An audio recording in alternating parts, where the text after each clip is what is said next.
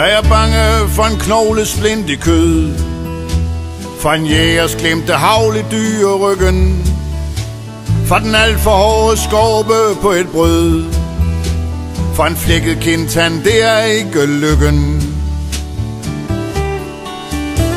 Jeg er bange for, om slagteren har snydt med datoen på mine svineskanke.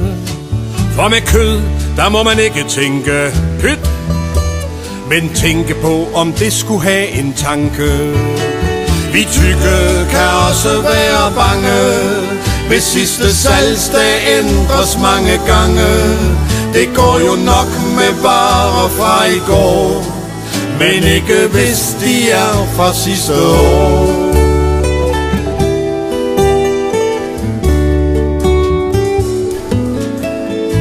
Jeg er bange for et mavesår en dag, for glæden ved et måltid til at svinde, for at leveren lige pludselig står af og tvinger mig med snaps at holde inde.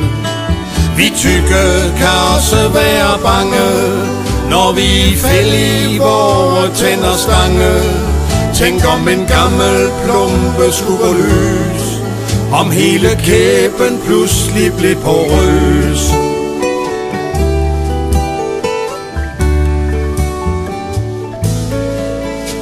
Vi er bange for den store hungersnød, hvor Gud os alle rammer med sin vrede.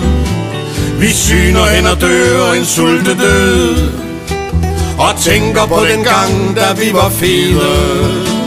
Vi tykke kan også være bange for, at tiderne skal blive trange. Vi er så bange for anoreksi og bulimi, det kan vi ikke lide.